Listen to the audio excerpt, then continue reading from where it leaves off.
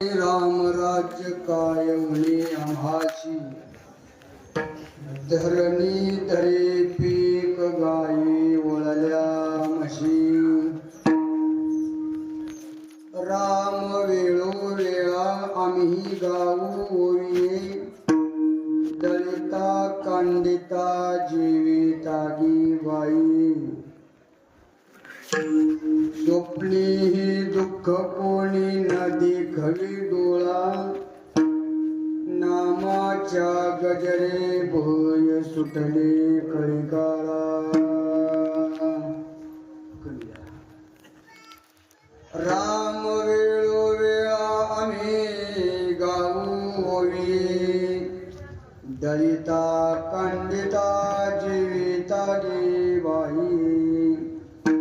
तुका म्हणे रामे सुख दिदले आपुले, तुका म्हणे रामे सुख दिदले आपुले. तया गर्भवाशी येणे जाणे खुंटले, राम वेळोवेळा आम्ही गावोवी, दलिता कांडिता जीवितागी बाई. पांडुरंगा करो प्रथम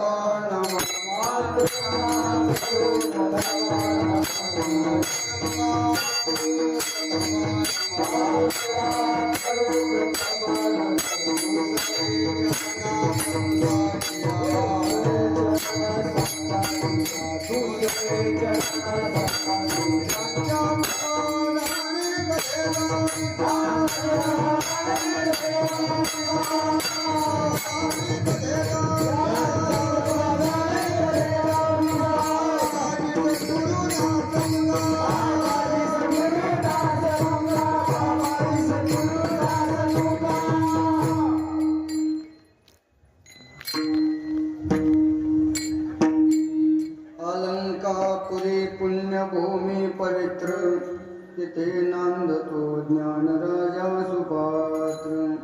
तया आठविता महापुण्य राशी, नमस्कार माझा श्री सद्गुरु ज्ञानेश्वरासी. नमो सद्गुरु तुकया ज्ञानदीपा, नमो सद्गुरु सच्चिदानंद रूपा. नमो सद्गुरु भक्त कल्याण मूर्ती,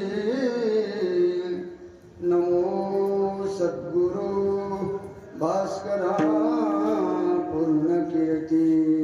संपाद्य ज्ञानंच विदाय भक्ती, योगितोयेन समाधिराज. वैराग्यवंतं सुविचारयुक्तं, नमामि जोगं शिरसा वृन्दं. गयांचे केलिया स्मरण, होय सकळ विद्यांचे अधिकरण. तेचे वंदो श्रीचरण श्री गुरूंचे, ते नमस्कार होमी आता. मस्तक माझा पायावरिया,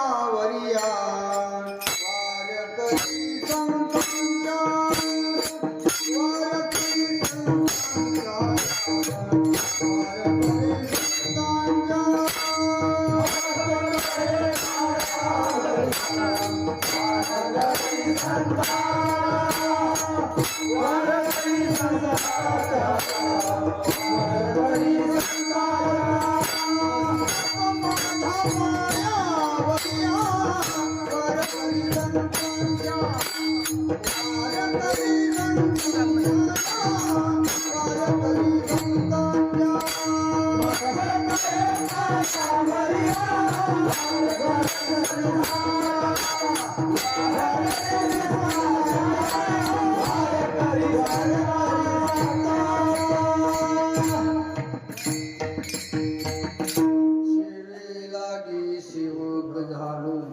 तुमच्या लागलो निज चरण. अहो स्वामी तुकया देवा, यावरी न करावा अवेर. झाले राम राज्य काय उणे आम्हासी, धरणी धरे पीक किंवा पिके, गाई घोळल्या म्हैशी राम वेळोवेळा आम्ही गावोवी दलिता कांडिता जीविता गे बाई. प्रस्तुत प्राप्त प्रसंगी संप्राप्त रूपी सेवेकरिता निवडलेला अभंग श्रीमंत श्री जगद्गुरु तुकाराम महाराजांचा 4 चरणाचा राम राज्य आल्यानंतर लौकिक आणि अलौकिक जो काही बदल झाला याचं वर्णन करणारा अभंग आहे. विठ्ठला विठ्ठल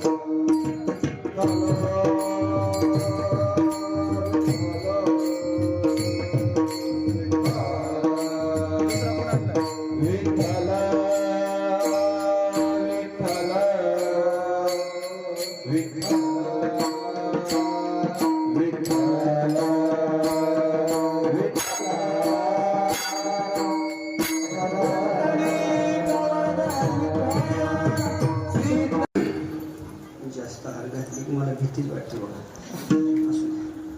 झाली रामराज्य काय उनी आम्हासी धरणी धरे पीक गाई ओळल्या म्हैशी राम वेळोवेळा आम्ही गावोवी दलिता कांडिता जीविता गी बाई. शिवीला आरंभ करण्यापूर्वी अल्पसा परिहार तो म्हणजे असा सालाबाद प्रमाणे चालत असणारा आपला हा अखंड हरिनाम सप्ताह.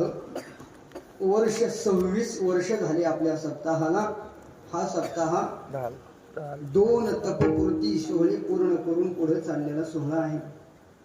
ज्यार्थी आपला सप्ताह आजपर्यंत अव्याहतपणे चालू आहे त्यार्थी आपल्या सप्ताहावरती कुणाची तरी कृपा आहे. साधू संतांच्या कृपा आशीर्वादाशिवाय हे कार्य होऊ शकत नाही. तुम्ही म्हणेल आमच्याकडे महाराज पैसा आहे आम्ही कितीही मोठे सप्ते करू शकतो. नाही बाबा, तुमच्या पैशानं होणारे हे कार्य नाही, हे कार्य साधनेनं आणि आशीर्वादानं होणार आहे. विठ्ठला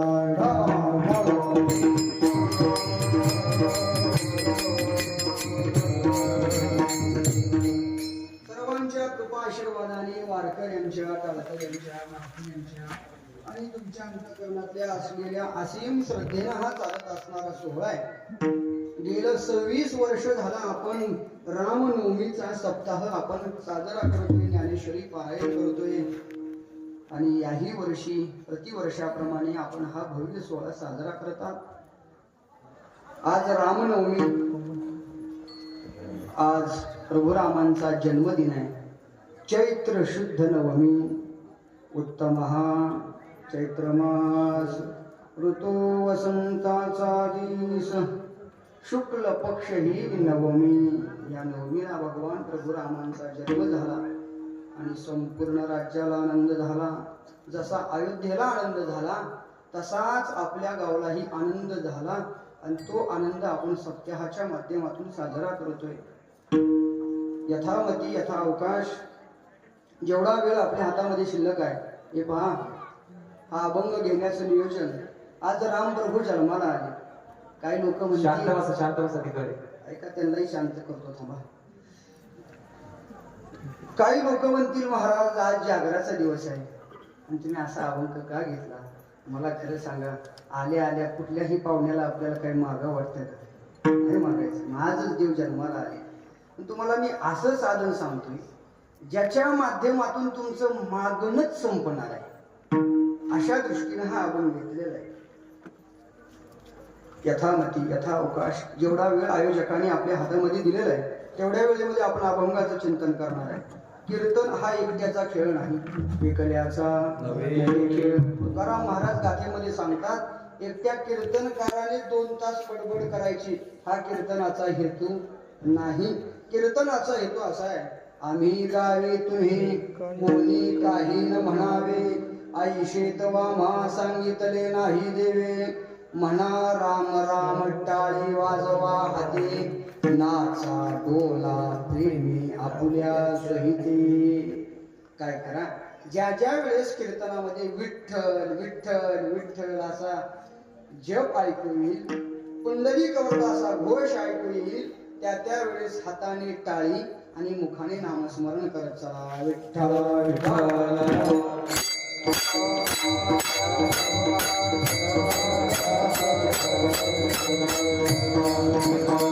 कीर्तनाचे काय नियम आहेत आता तुम्हाला सांगण्याची गरज नाही. तुमच्या गावामध्ये साक्षात नियमाचं भंडार उभारलेलं आहे. तुम्हाला नियम सांगणं म्हणजे समुद्रावर पाऊस पाडण्यासारखं. पण तरीही असू द्या. पाणी जो खाईल बैसोनी कथेशी घडेल तयाशी गोहात्याती कीर्तनी बडबड करील जो कोणी बेडोक होई येईल जन्मा. बडबड करू नका आणि पान खाऊ नका, तंबाखू खाऊ नका. जर खायचीच असेल तर मंडप तुमच्यासाठी नाही, तुम्ही तुमच्या घरी जाऊन तंबाखू खा, बरं का. आणि जरा जास्त तुकाराम महाराजांच्या भाषेत एकदम अशी चपराक द्यायची म्हणलं, कीर्तनात बडबड करायची नाही. कीर्तनकार गादीवर बसल्यानंतर त्याच्यापेक्षा उंच स्थानावर बसायचं नाही. आपण वैशी बाजीवरी सामान्य हरीच्या दासाधरी. कीर्तनकार गादीवर उभारल्यानंतर वट्ट्यावर कट्ट्यावर. आता ज्यांचे हातपाय ठीक नाही, ज्यांचे हातपाय ठीक नाहीत ते बसतील, पण ज्यांचे चांगले आहेत त्यांनी खाली येऊन बसा.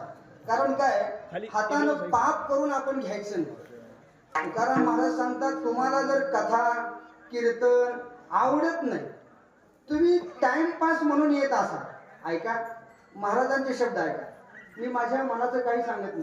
तुकाराम महाराज सांगतात, तुम्हाला जर कथा कीर्तन आवडत नाही तर तुम्ही मंडपात नाही आले तरी चालेल. महाराज म्हणतात, नावडी तरिका येतील हे भांड घेऊन या तोंड काळी कथे. तुकाराम महाराज म्हणतात, तुम्हाला जर आवडत नसेल तर तुमचं काळं तोंड घेऊन इथे यायचं नाही.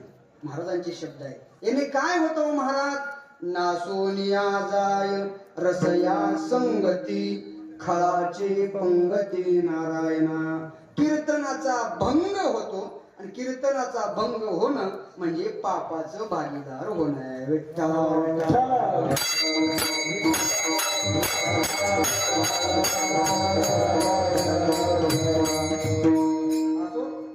आपल्याला अभंगाचं चिंतन करायचं आहे. भरपूर लांबून तुमच्या दर्शनाचा योग आलाय. आमच्या हरिभक्तीपरायण गुरुबंधू परमार्थ स्नेही हरिभाऊ महाराज यांच्या आज्ञेनं इथं येणं झालं. असं इतक्या लाभ आमचं येणं काय, वारकऱ्यांनी आज्ञा करायची आणि आम्ही पळायचं. हरिभाऊ वारकरी हे पहा, जे देव भगवान पंढरीश पांडुरंग परमात्मा ज्यांच्या प्रेमासाठी रात्रंदिवस धावपळ करतो, ज्यांच्या प्रेमासाठी तरसतो, त्या वारकऱ्यांचं प्रेम देवालाही दुर्लभ आहे. त्या वारकऱ्यांचं प्रेम आमच्या हरिभाऊवर आहे. प्रत्येक वारकरी हे पहा, कीर्तनकाराच्या लक्षात राहणं काही अवघड झालं नाही. 2 पैसे जास्त दिले की कीर्तनकार तुमचा नावासहित नंबर फिट करतो. 2 पैसे जास्त दिल्यानंतर. पण वारकऱ्याच्या लक्षात राहायचं म्हणलं की त्याला वारकऱ्याच्या नियमात राहावं लागतं. त्या नियमात राहिलं, वारकरी ओळख ठेवतात, त्यात विशेष नाही. वारकरी त्यांचा आशीर्वाद देतात.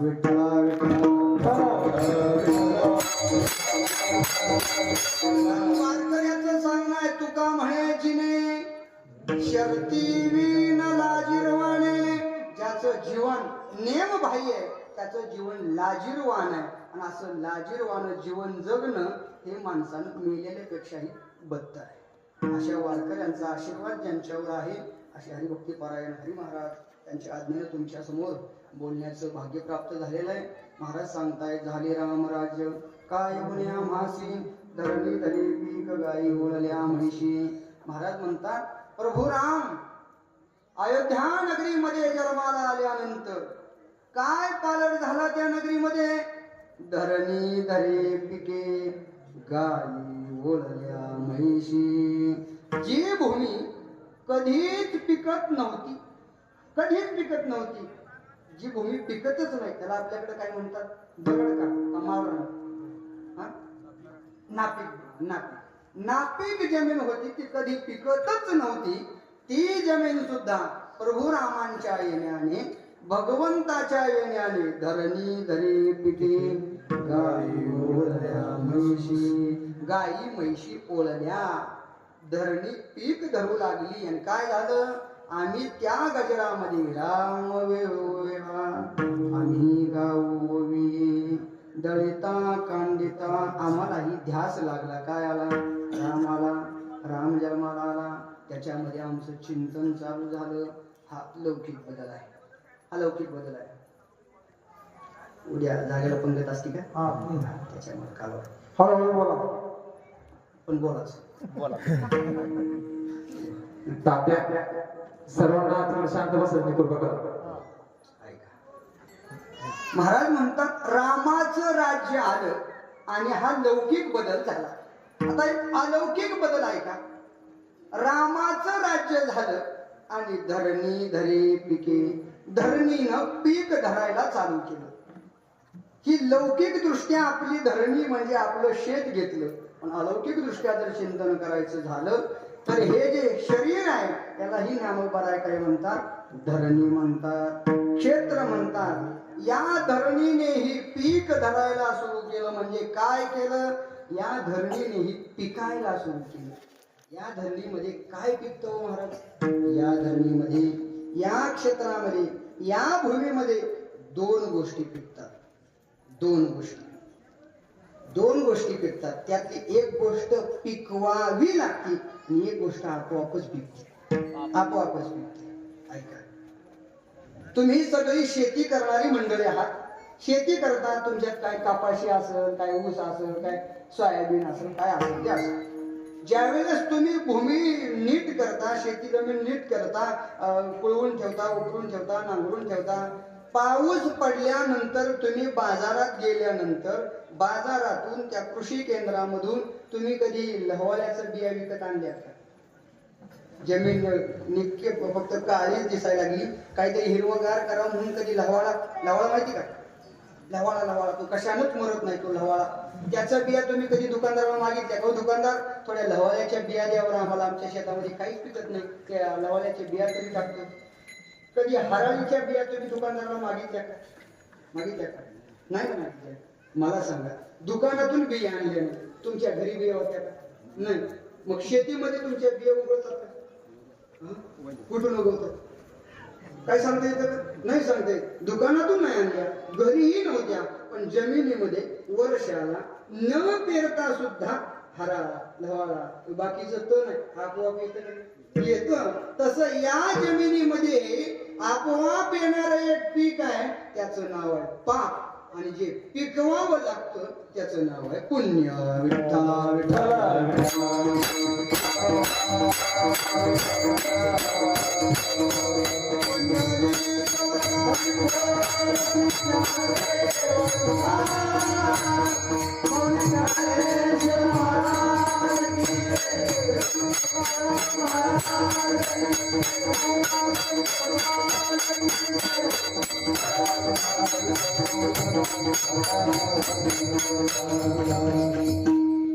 पाप हे आपोआप घडत असतं. तसं शेतामध्ये तण उगवतं, तसं पाप आपोआप घडत असतं.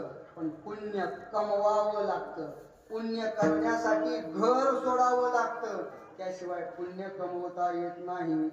संसार सोडावा लागतो, त्याशिवाय पुण्य कमवता येत नाही. संसाराचा त्याग करावा लागतो. कोणत्या संसाराचा?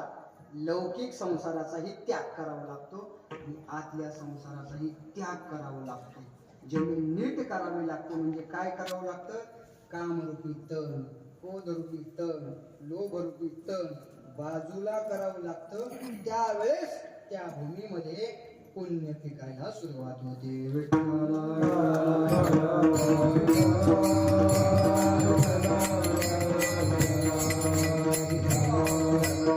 आणि या जमिनीमध्ये जर पुण्य पिकवायचं असेल तर एक जो बैल आहे ना, बैल, त्या बैलाला सगळ्यात आधी जमिनीमध्ये घेऊन जावं लागतं. आणि तो बैल जमिनीमध्ये आल्याशिवाय, जमिनीकडे त्या बैलाने लक्ष दिल्याशिवाय आपली जमिनी व्यवस्थित होत नाही. त्या बैलाचं नाव आहे मन.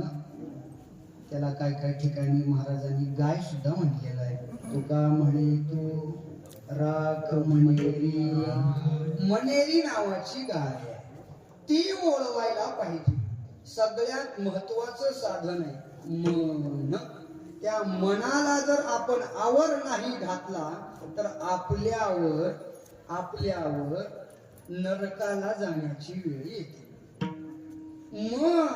मन सगळ्या इंद्रियाचं काय आहे? म्हणून जसे इंद्रियाध्यक्ष 10 इंद्रियाचा कोण आहे? मन अध्यक्ष आहे. अध्यक्ष आणि त्या अध्यक्षाला जाग्यावर आणावं लागतं आणि तो जाग्यावर आला की आपोआप सगळं मंडळ खाली खाली करतं. विठाला विठाला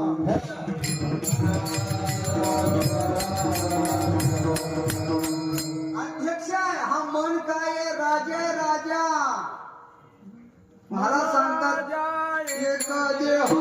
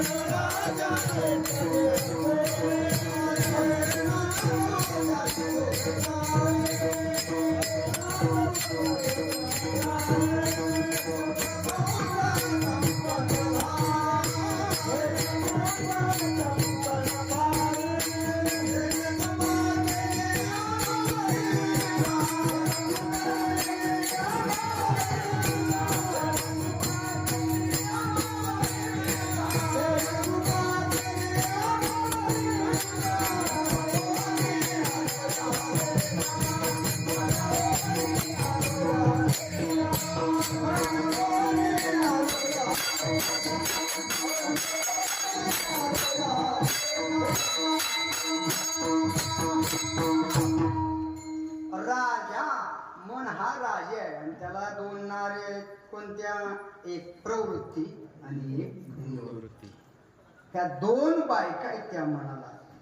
पहा, घर सोडून कीर्तनाला येणं ही निवृत्ती आहे, पण इथं येऊन संसाराच्या गप्पा आणणं ही प्रवृत्ती. घर सोडून कीर्तनाला येणं ही निवृत्ती आहे, पण इथं येऊन लोकांच्या चपला चोरणं ही प्रवृत्ती. घर सोडून कीर्तनकाराच्या समोर येऊन बसणं ही काय आहे? निवृत्ती आहे, पण समोर बसून चटईचे दोरे उपसणं ही काय आहे? प्रवृत्ती.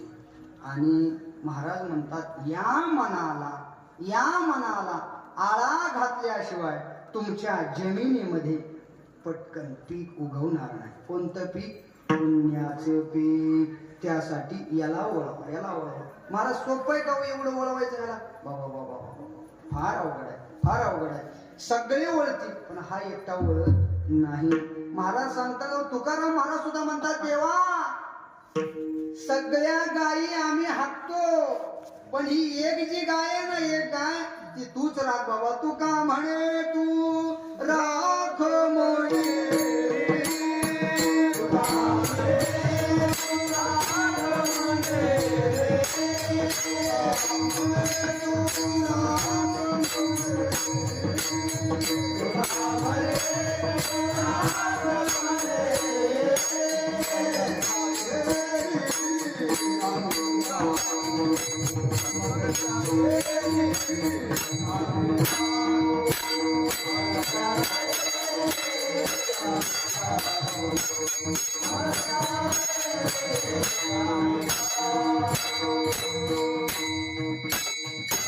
तुका म्हणे तू राख म्हणे. देवा एवढी एक गाय ना, ती तू राख. काय केले ही गाय ऐकतच नाही म्हणतात. बाकी सगळ्या काय प्रयत्न केल्यानंतर आवरतात, पण ती एक जी गाय आहे ना ती आवरतच नाही. खरं सांगा, आता सध्या ती गाय तुमची तर जागेवर आहे का दुसऱ्याच्या वावरात चालते? कुणाचीच जागेला नाही. एका ठिकाणी राहत नाही ती बिचारी, ओढाळाय हा वा, एका ठिकाणी राहत नाही, पण माणूस तिला आवरण्याचाही प्रयत्न करत नाही. ऐका, आवरण्याचा प्रयत्न करत नाही आणि तिच्याच माग जर धावत राहिला, तिच्याच माग जर धावत राहिला, तेथेची मुकला तिथंच मुक्त बघा.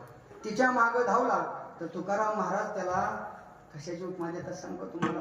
तुका म्हणे ती गाढव घेती मनासवे धाव. तुका म्हणे झाले जे मनाधीन, आणि जे मनाच्या अधीन झाले, मनाला ज्याने आपल्या अधीन केलं नाही, तुकाराम महाराज म्हणतात त्याला बंधन करल कोण, त्याला जेल मध्ये टाकल कोण, यमाचे किंकर. तुका म्हणे झाले जे मना अधीन, तयाशी बंधन यम करी.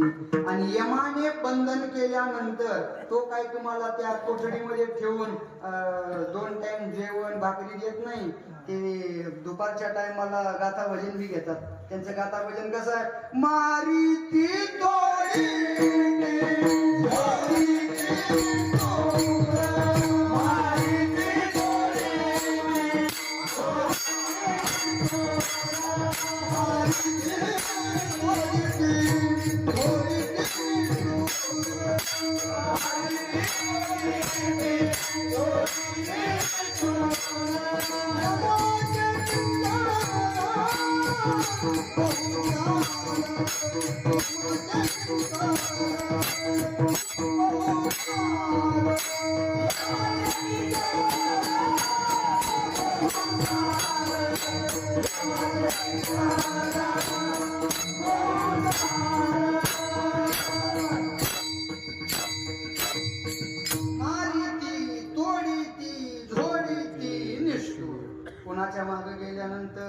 मनाच्या मागे गेल्यानंतर मनाला आवर घाला. पण लोकांचा असा आहे, ते स्वभाव पडून गेलाय. नाथ महाराज म्हणतात, अनादि संसार मालेच्या ठाई, नित्य विषय पायी.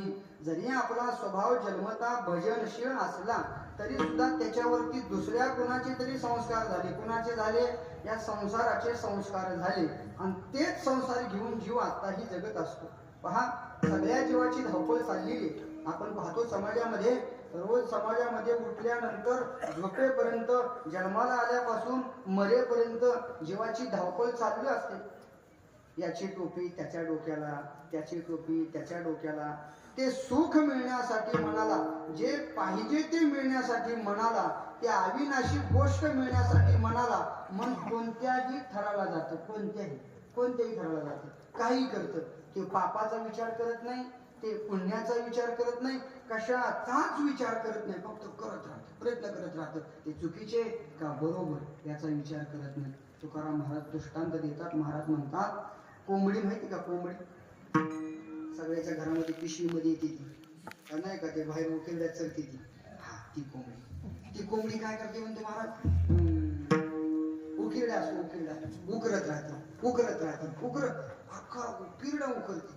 पण ते पाहणाऱ्यालाही कळत नाही हिला काय पाहिजे, आणि तिलाही माहित नसतं आपल्याला उकरून काय शोधायचं आहे. तो तुकाराम महाराज सांगतात, पुढेची उकरी Oh,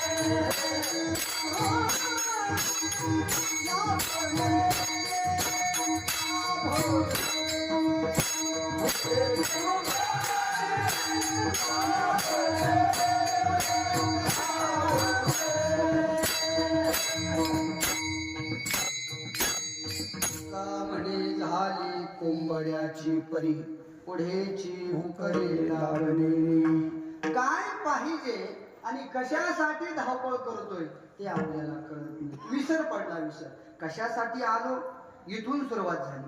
कशासाठी आलो याचा विसर झाला.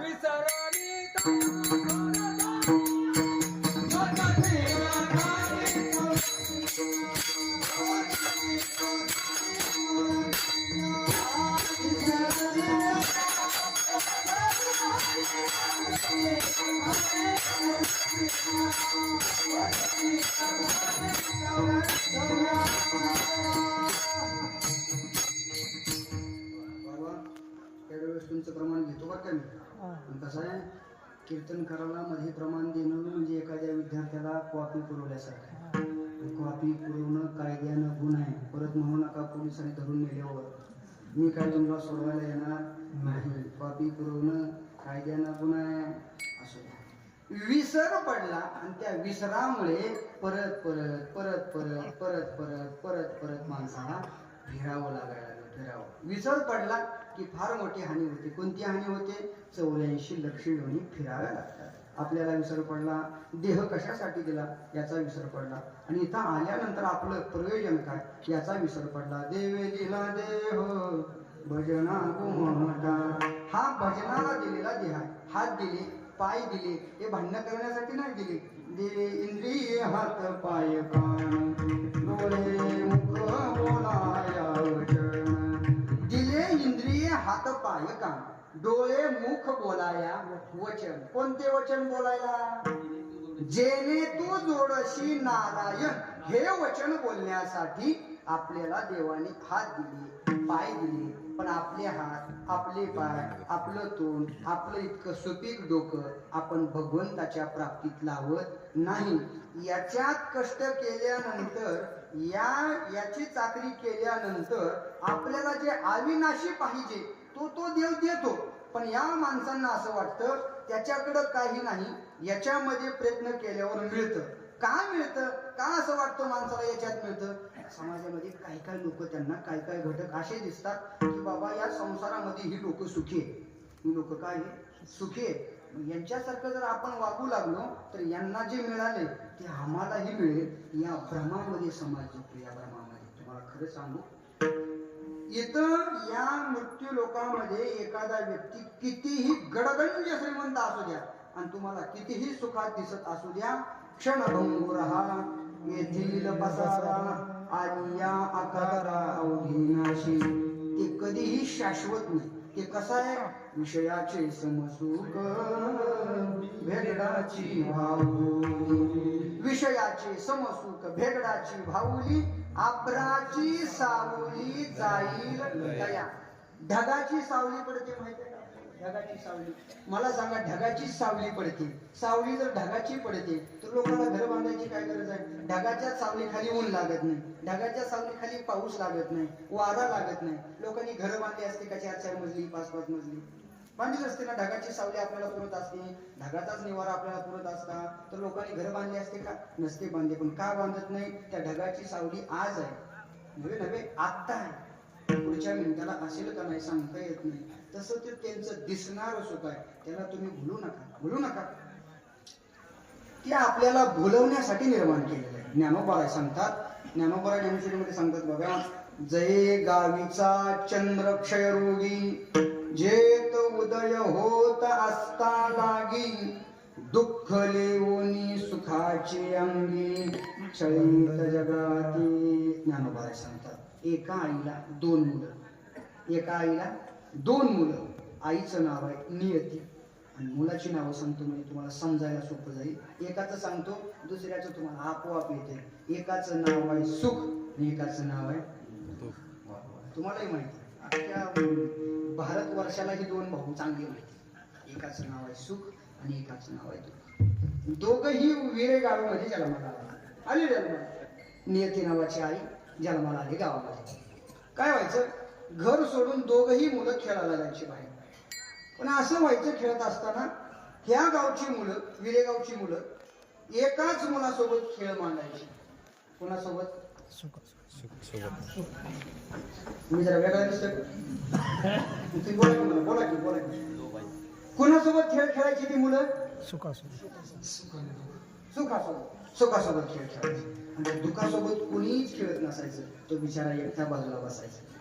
1 दिवस झालं, 2 दिवस झाले, महिना झाला, त्याच्यासोबत कुणी खेळायलाच तयार नाही. तो रडत एक दिवशी आईकडे गेला. आई, बघ ना ही गावातली मुलं, आम्ही दोघंही सख्खेच भाऊ आहे, आमच्या दोघांकडेही सारखंच बळ आहे, नव्हे त्याच्यापेक्षा माझं बळ थोडं सरस आहे, तरी सुद्धा ही मुलं माझ्यासोबत कोणताच खेळ मांडत नाही, त्या सुखासोबतच खेळतात. आई म्हणली, असं तू इतक्या दिवस काय म्हणला नाही? त्याने म्हणला, विचार केला आज खेळते उद्या खेळते, पण आई महिना झाला कोणी माझ्यासोबत खेळच खेळत नाही. आई म्हणली, जा काम कर, त्या सुखाला बोलवून आण माझ्याकडे. गेला, हा दुःख गेला, पळत गेला. चल तुला आईने बोलवलंय, काय काम आहे? चल तुला बोलवलंय. हा पळत, काय आई, काय झालं? काय नाही इकडे. अरे ही मुलं ह्याच्यासोबत खेळत नाही, तुझ्यासोबतच खेळतात. हा रडायला लागला, आपला भाऊ आहे, सांभाळून घेतलं पाहिजे. तो म्हणू लागला, काय करते आई, याचा स्वभावच असा, ह्याच्यासोबत कुणालाच खेळा वाटत नाही. तसं नाही, आपला भाऊ आहे, त्याला तू सांभाळून घेतलं पाहिजे. नाही म्हणजे काय सांभाळून घेऊ याला, मी ह्याला सांभाळण्याच्या नादात माझा पोट झाला आहे. आई म्हणली, ठीक, हे काम करा. काय काम करा? सुखा, तुझ्या अंगातला अंगरका काढ. अंगरका येतो का लक्षात? जास्त इंग्रजी झालं, मराठी सांगू का? तुझ्या अंगातला शर्ट काढ. तुझ्या अंगातला शर्ट काढ आणि दुःखाला दे. दुःखा, तुझ्या अंगातला शर्ट काढ, त्याच्या अंगात. दोघांनी आपल्या अंगातली शर्ट आजूबाजूला बदली केली आणि सांगितलं आईने, जा जा खेळायला, जा. निघाली खेळायला दोघीही मुलं. मला सांग, दोन्हीही मुलं खेळायला निघाली. मैदान तेच आहे, खेळणारी मुलं ही तीच आहे. जी मुलं आजपर्यंत सुखासोबत खेळत होती बाबा, आज तीच मुलं त्याच मैदानात कोणासोबत खेळतायत? हा, दुःखासोबत खेळतायत. पण कुणालाही कल्पना नाही 4 तास खेळ खेळला, नव्हे काही मुलांनी 4 दिवस खेळ खेळला, काही मुलांनी 40 दिवस, काही मुलांनी 40 वर्ष, काही 80 वर्ष खेळ मांडला. पण अनेकही बिचाऱ्यांना कळलं नाही की आपण कुणासोबत खेळ खेळतोय. कारण दुःख निवोनी सुखाची अंगी छळीत जगाते. आपल्याला फसवण्यासाठी त्या दुःखाने सुखाचा अंगरका घातलाय आणि आपण त्याला भुलून त्याच्या माग धावपळ करू लागलो.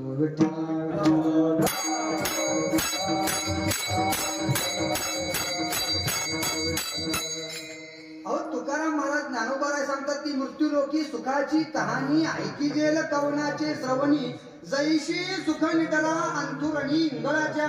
त्या मृत्यू लोकांमध्ये, तुमच्या गावामध्ये, विरेगावामध्ये असा कुणी ऐकण्यात आहे का? मरेपर्यंत माझ्या संसारात मला दुःखच आलं नाही, आहे का कोणी सांगणारा? कुणीच नाही. मृत्यू लोकांमध्ये मला मरेपर्यंत सुख भेटलं असा सांगणारा कुणीही नाही. मृत्यू लोकी सुखाची कहाणी. हो, याचं स्वरूपच कसं आहे? तुकाराम महाराज सांगतात, सुख नाही कोठे आलिया,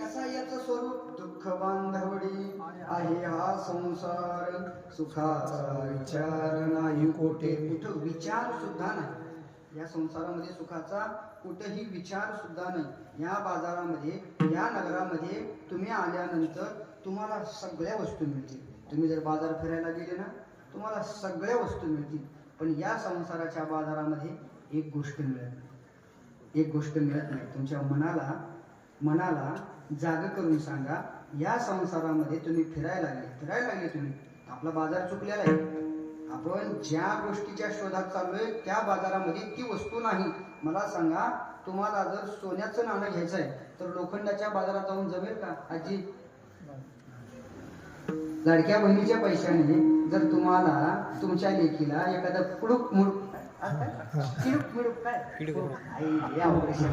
किडूक मिडूक करायचं असेल तर सोनाराच्या दुकानाला जावं लागेल का लोखंडाच्या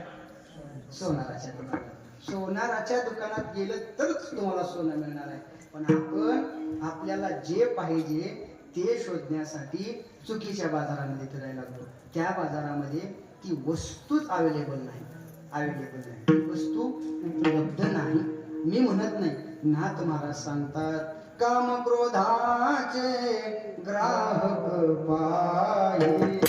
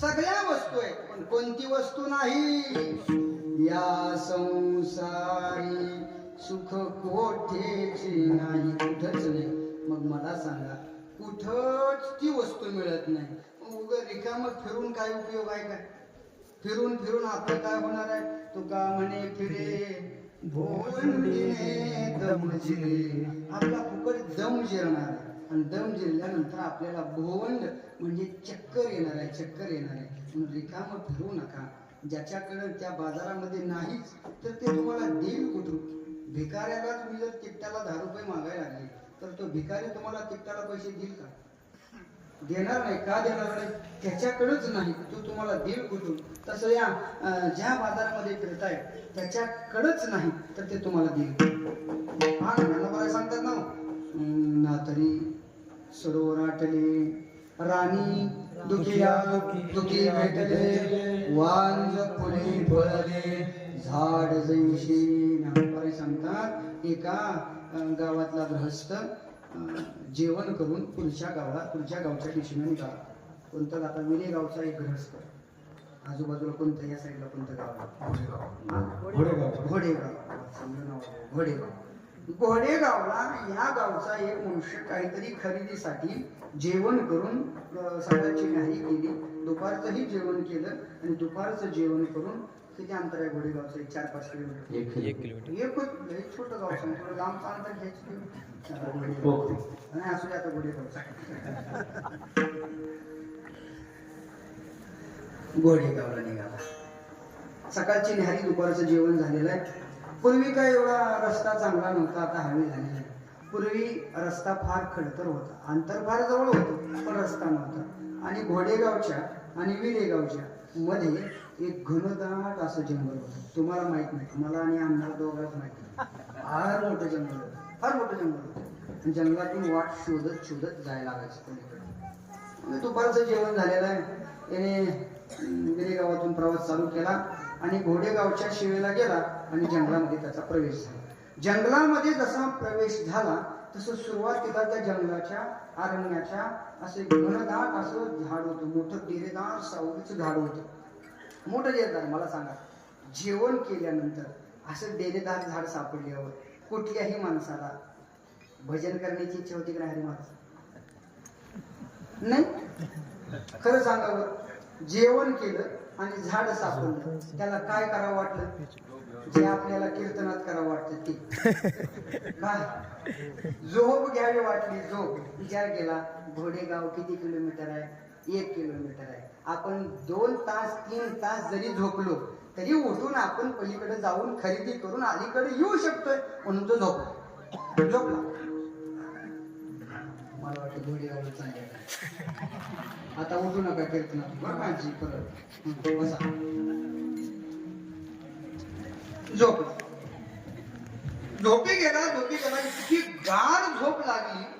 इतकी गाढ झोप लागली, 4 तास झाले, 5 तास झाले. बघता दिवस मावळला, त्याला जाग आली नाही. दिवस मावळताना जाग आली. ते विचार आले, आपण थोडं झोपायचं म्हणून झोपलो होतो, पण आपल्याला ह्या सावलीमध्ये एवढी झोप लागली, अंधार पडला. आता आपण वेगामध्ये गेलं पाहिजे म्हणून तो वेगात निघाला. रस्ता धरला आणि वेगात रस्ता शोधत पुढे निघाला. पण काय करता, जंगल घनदाट, वाट शोधत जायची. त्या गडबडीमध्ये त्याचा काय झाला, रस्ता चुकला आणि त्याला चकवा बसला. चकवा लक्षात येतोय, फिरायचा आणि तिथंच फिरायचा तिथंच यायचं. संध्याकाळची 9 वाजले, 10 वाजले. त्यांनी विचार केला, आता बस आता सकाळी उद्या सूर्य उगवेल, सूर्याच्या प्रकाशामध्ये आपण वाट शोधूया. आता आपण आजची संध्याकाळ इथंच आराम करू, इथंच झोप. म्हणून तो अंधारात तिथंच झोपला. सकाळी सूर्योदय झाला, त्याला जाग आली आणि उठून सूर्याच्या प्रकाशामध्ये तो वाट शोधू लागला. जंगल घनदाट आहे. मग वाट शोधता दुपार झाली तरीही वाट सापडली नाही. नेहमीचा प्रवास, पण चकवा एवढा जोरदार बसला, वाट सापडेच ना. बघता 4 वाजले, 5 वाजले, 6 वाजले, 7 वाजले, 8 वाजले. इतक्या लवकर कसं काय वेळ चालला महाराज? कीर्तनामध्ये वेगात सांगत राहत. वेळ बघता 9 वाजले. त्याने विचार केला, काल तरी पोटामध्ये काहीतरी अन्न होतं, आज पोटामध्ये अन्नही नाही आणि पाणीही नाही. आज जास्त आता थकून जमणार नाही, आजही इथं झोपू, उद्या कोणीतरी आपल्याला भेटे या आशेनं तो झोपी गेला. आणि 3ऱ्या दिवशी सूर्याच्या प्रकाशामध्ये त्याला जाग आली. तो उठला. उठून वाटेने चालू लागला. वाटेने जात असताना काही अंतरावरून त्याला समोरून येताना एक गृहस्थ दिसला. समोरून येताना त्याला एवढा आनंद झाला, मिष्टान्नाचा योग भुके. जसं एखाद्या प्राण्याला बऱ्याच दिवसाचा उपाशी असावा आणि मिष्टान्नाचं ताट त्याच्या समोर यावं, एवढा आनंद त्याला झाला. अरे आपण वाट चुकलेलोय आणि मला 2 दिवस झाले या जंगलामध्ये वाट सापडत नाही. आज कोणीतरी मला वाट सांगणारा भेटला. या आनंदाने त्याने त्याच्या दिशेने धाव घ्यायला सुरू केली. त्याच्या दिशेने तो धावून आला. पळत त्याच्या जवळ गेला आणि त्याला राम राम पाटील. अहो झालं काय पाटील? या जंगलामध्ये तुम्ही मला अगदी देवासारखे भेटलात. अहो झालं काय काय सांगता पाटील, तुम्ही जर मला आज भेटले नसते तर माझा जीव गेला असता, माझी समाधी इथंच बांधावला. अहो झालं काय ते सांगा. रामभाऊ म्हणू लागले, पाटील गेले 2 दिवस झाले माझ्या पोटामध्ये अन्नाचा कण नाही, पाणी नाही. मी या जंगलामध्ये वाट शोधतोय, मला वाट सापडत नाही. आज मला तुम्ही वाट सांगा. वाट सांगायला तुम्ही मला भेटले, त्याच्यामुळे एवढा आनंद झाला. पाटील म्हणू लागले, रामभाऊ किती दिवस झाले या जंगलामध्ये तुम्ही वाट शोधताय. रामभाऊ म्हणले, 2 दिवस झाले या जंगलामध्ये मी वाट शोधतोय. पाटील म्हणले, रामभाऊ तुमचा हातचा 2रा दिवस आहे, माझा आजचा 4था दिवस आहे. मला सांगा कोण कुणाला वाट सांगेल, सांगणार नाही. राणी दुखी भेटले, तसा हा संसार स्वतःच दुःख रूप आहे. तो तुम्हाला काय सुख देणार आहे याची जाणीव तुमच्या मनाला करून द्या. विठ्ठला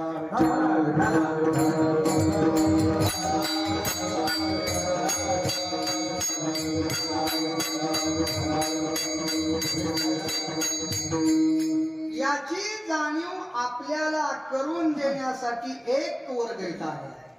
ज्यांना याची जाणीव झालेली आहे त्याचं नाव आहे शोधून आले संत हिताहित जगाचे. शोधून या संत आले, त्यांना कोणी आणलं नाही, देवाला तरी आणावं लागलं. पहा गाथा तुम्ही पाहत असाल, गाथा तुम्ही वाचला असेल, गाथेमध्ये असं एकही प्रमाण दावा देव आला, देवाला आणलं अशीच प्रमाण सापडतात. अनिला ही रूपावळे करुणी खरे हरिदासी. अनिला ही रूपावळे किंवा वैकुंठीचा देव, अनिला पुतळा धन्य तो आगळा पुंडलिक किंवा धन्य पुंडलिका निधान आणले. आणि तुम्हाला आम्हाला केले कर्म झाले त्याचे भोगा. आपल्याला यावं लागतं, यावं नाही यावंच लागतं. आणि संत हे स्वतंत्र आहेत, ते काय करतात, आले. गाथेमध्ये असं एकही प्रमाण दाखवा संतांना आणलं. गाथेमध्ये असेच प्रमाण सापडतात. उजळावया आलो वाटा गोटा निवाडा. उजळावया आलो किंवा मी वया कुंड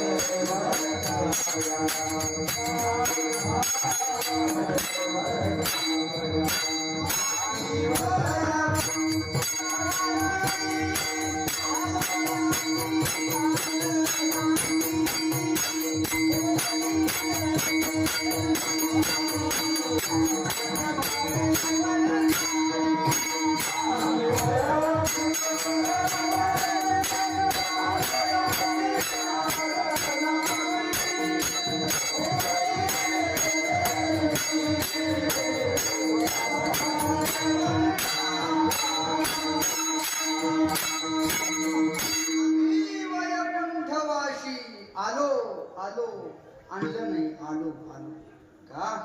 या संसारामध्ये मृत्यू लोकामध्ये तुमची आमची धावपळ त्यांना पाहवत नाही. आपण या संसारामध्ये एवढे अंध झालो, विषय ओढी भुलले जीव, एवढे भुललो. आपल्या मनाला जाणीव देण्यासाठी हा एक वर्ग पृथ्वी तलावरती आला, मृत्यू लोकावरती आला. त्याचं नाव आहे संत. त्यांना याची जाणीव झाली, त्यांनी सगळ्या गोष्टी करून पाहिल्या. तुकाराम महाराजांच्या जीवनाचा आराखडा घ्या. याती शूद्र वैश्य केला व्यवसाय आदी तो हा देव कुलपुरुष महाराजांनी सगळ्या गोष्टीचा अनुभव घेतला आणि तो अनुभव आपल्या समोर मांडलाय. तुकाराम महाराजांचे बोल पहा, अनुभवाचे बोल आहेत. अनुभवे आले अंगा देत असो किंवा देत असे. आणि गाण्याप्रमाणे अनुभवाचं काय तुका म्हणे चाकोनी सांगे. अशी माणसं लागतात कीर्तन करायचं आडल्यावर सुद्धा कीर्तन करायला अडवणारी नको. जुनी माणसं आहेत मोठ्या लोकांची सवय केलेली आहे. काय तुका म्हणे चाकोनी सांगे. मज अनुभव आहे मला अनुभव आहे. तुका म्हणे साक्षी आली किंवा तुका म्हणे त्याची याच वर्म आम्हाला कळालेलं आहे. काय वर्म? याच्यात तुम्ही रात्रंदिवस जरी नांगर हाकला, याच्यात तुम्ही रात्रंदिवस जरी पळायला लागले तरी तुम्हाला जे शाश्वत मिळणार आहे ते त्याच्यामध्ये मिळणार नाही याची जाणीव करून देतात. त्याचं वर्म संतांना कळालेलं आहे. संतांना त्याचं दुःख कळालेलं आहे. म्हणून संतांनी त्याला काडी लावली. काडी संसार आपुले हाते लावून मागुते पाहुणे. गाडीला संसार माया तयावली सोडीला संसार सोडीला. आणि दुसरं आहे ते जाळूनी संसार वैसरू अंगणी तुझे नाही म्हणे मानसे. जाळोनी संसार. त्या संसाराला जाळं महाराजांनी जाळलं. आपल्याला संसार जाळणं होतो का? संसाराच्या नावात आपण जळत चाललो. संसार आगी आपुलेनी हाते लावणी मागुते पाहू नये. एकदा का त्याला आग लावली, काडी लावली की परत माग वळून पाहायचं नाही. तो कसा पेटतोय पाहायचं नाही महाराज. हा आपण त्या आषाढी वारीला जातो. कोणत्या फडकऱ्यांचा एक सांगतात ना ते अंमळनेरकरांचा का? त्या अंमळनेरकर आषाढी वारीला निघालं. ऐका बरं महिला मंडळ. आषाढी वारीला निघालं की गोण्या घेऊन निघत नाही. ज्याला ते हसले त्याला ती आषाढीच्या टायमाला गोण्या भरून तुमच्या गावातही हीच परिस्थिती. काय सांगायला त्या आषाढीमध्ये एक आजी मला पुण्यापर्यंत पायी दिसली. लोणंदमध्ये टेम्पोतून उतरताना आजी का हो पाय दुखायले का? का बरं चालले नाही पुण्यापर्यंत होत्या तुम्ही लोणंदला? आता गाडीत पाय दुखतात का? ते म्हणजे माझं पाय नाही दुखत. जेवढ्या गोण्या आणल्या होत्या तेवढ्या सगळ्याच भारी चालू करू काय विषय चालला? ते असं आहे म्हणे आषाढी वारीला निघालं की ते त्यांच्या झोपडीला आग लावून निघायची. आग लावून आजच परंपरा चालू आहे का नाही? आजही ती परंपरा चालू आहे. आषाढी वारीला निघालं प्रस्थानना ज्ञानोबरांच्या किती त्यांच्या झोपडीला पाठीमागं आग लावतात आणि मग वारीला जातात. का आग लावतात? तर वारीमध्ये भजनामध्ये त्याचा विक्षेप झाला नाही पाहिजे म्हणून त्याला आग लावून ते पुढे जातात.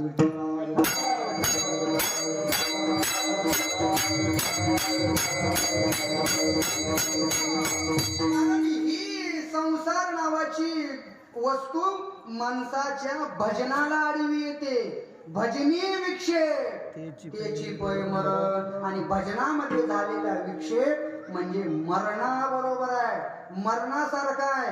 तुकाराम महाराज सांगतात तुम्ही प्रपंचाला निघाले, तुम्ही परमार्थ करण्यासाठी निघाले, भजन करण्यासाठी निघाले. सगळ्यात आधी आडवा पाय आपल्या घरापासून सुरू होतो. महाराज म्हणतात येते तुझी भजना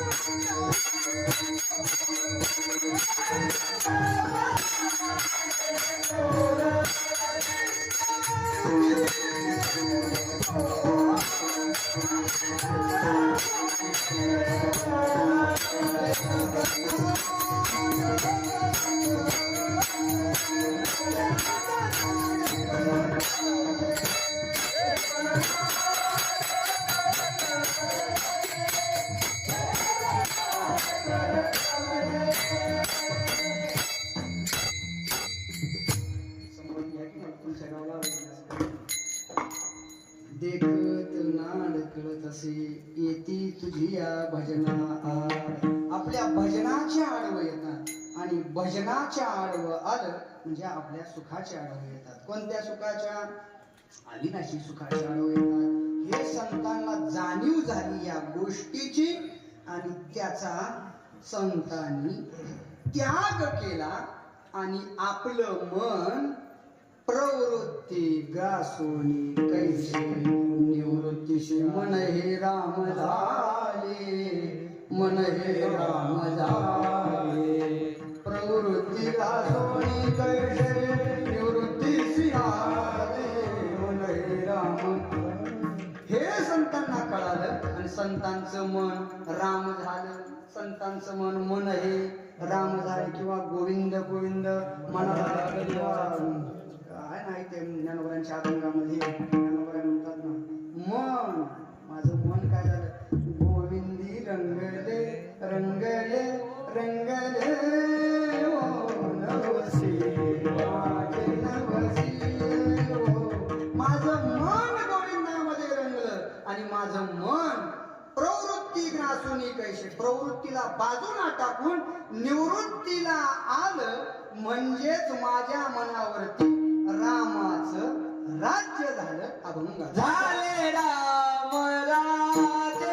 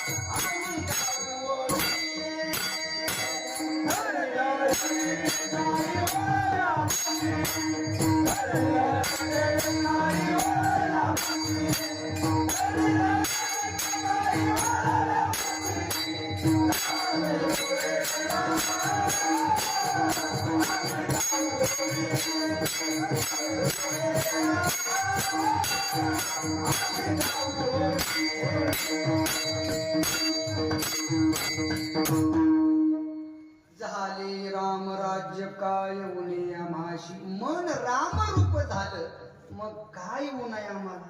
कशाच ऊन आहे? कशाचंच ऊन नाही.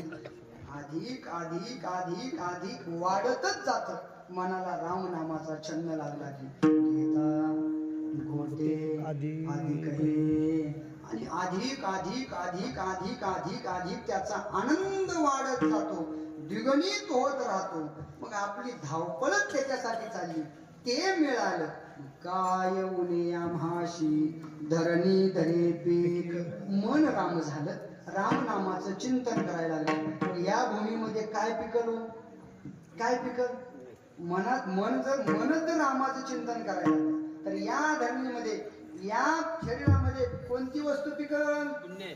पुण्य पिकल आणि पुण्य पिकल्यानंतर काय मग काय येऊनी आम्हाशी गायी ओळल्या गायी म्हशी एका अर्थानं घेतल्या तर ही सगळी इंद्रिये ओळाली असा अर्थ घ्या.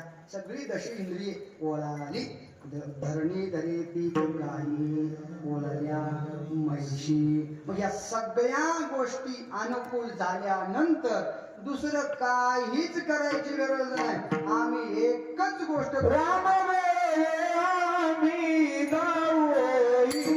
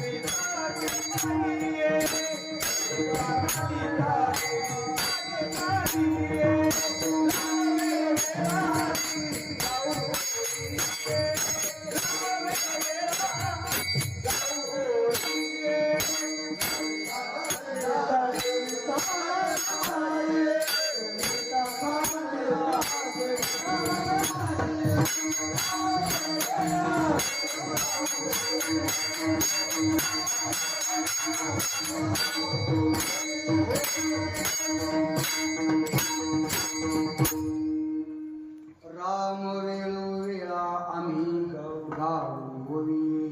दळिता कांडिता जीविता गे बाई. एकदा त्या मनाला राम नामाचं चिंतन लागलं की मग दळिता कांडिता जीविता गे बाई सातत्यानं बघा ना त्या गवळणीला कृष्णाचं चिंतन लागलं. तर त्या बाळकिडेमध्ये मला सांगतात कृष्ण ध्याता चित्ती कृष्ण गाता गीती. बाळकिडेमध्ये असे प्रमाण कृष्ण द्यावा त्याची चिंतन कृष्ण कोठे गेला. कृष्ण हा जीविला नाही. कृष्ण कृष्ण आला घरा. कृष्ण गेला दारा. कृष्ण हा सोयरा भेटू कृष्ण. कृष्ण गाती ओव्या. दळणी कांडणी. नाही कृष्ण गाती ओव्या दळणी कांडणी ध्यात. कृष्ण गाती ओव्या दळणी कांडणी. बाळकिरडेमध्ये महाराजांनी सांगितले दळणी कांडणी जेविता पैसता गवळणी एकाच गोष्टीचं चिंतन करायचं नव्हे. बाजारामध्ये काही सुना दही दूध दही विकायला गेल्या तरी सुद्धा काय म्हणायच्या गोविंदू घ्या कोणी दामोदर घ्या गे. गोविंदू घ्या कोणी दामोदर घ्या. एवढं त्यांना चिंतन लागलं जसं आताच्या लोकांना आताच्या बायांना ते मोबाईल पाहता दूध उतू गेलेलं सुद्धा कळत नाही. एवढं ते मग्न असतात. तशा त्या गवळणी कृष्णाच्या चिंतनामध्ये एवढ्या तल्लीन झाल्या होत्या. त्यांना आपण काय विकतोय काय करतोय काय खातोय काय खातो आहे कसया सांगावे पैसे लागले काय खातोय ते कसं लागतंय काही कळत नव्हतं. का चिंतन त्याच लागलेलं आहे. तसं राम वेळोवेळा आम्ही गावोवी. दळिता कांडिता जीविता गी बाई. वेळोवेळा रामाचं चिंतन केलं. महाराज म्हणतात त्या चिंतनानं काय झालं. अभंगाच्या 3ऱ्या चरणात स्वप्न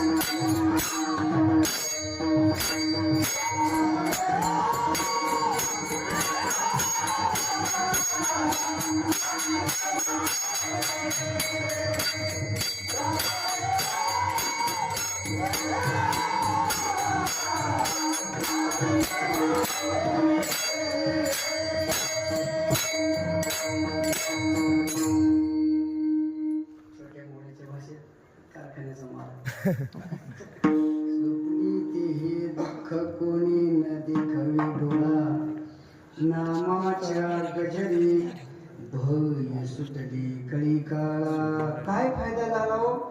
स्वप्नामध्ये सुद्धा कुणाला दुःख मिळालं नाही.